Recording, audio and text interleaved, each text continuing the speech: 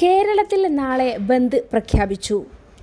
2024 വർഷത്തെ SSLC say പരീക്ഷാഫലം പ്രസിദ്ധീകരിച്ചു. 98.97 വിജയശതമാനം.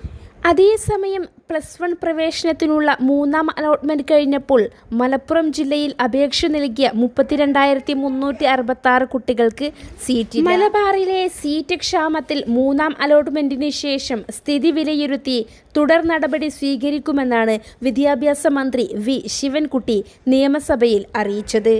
+1 സീറ്റ് വിഷയത്തിൽ KSU നടത്തിയ മാർച്ചിന് നേരെയുണ്ടായ പോലീസ് ലാത്തി ചാർജിൽ പ്രതിഷേധിച്ച് കോഴിക്കോട് ജില്ലയിൽ നാളെ വിദ്യാഭ്യാസ ബന്ദ്.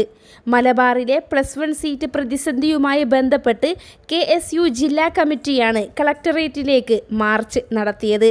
മാർച്ചിന് നേരെയുണ്ടായ പോലീസ് അതിക്രമത്തിൽ പ്രതിഷേധിച്ച് നാളെ കോഴിക്കോട് ജില്ലയിൽ ബന്ദ് പ്രഖ്യാപിക്കുന്നതായി KSU ജില്ലാ പ്രസിഡന്റ് VT സൂരജ് അറിയിച്ചു.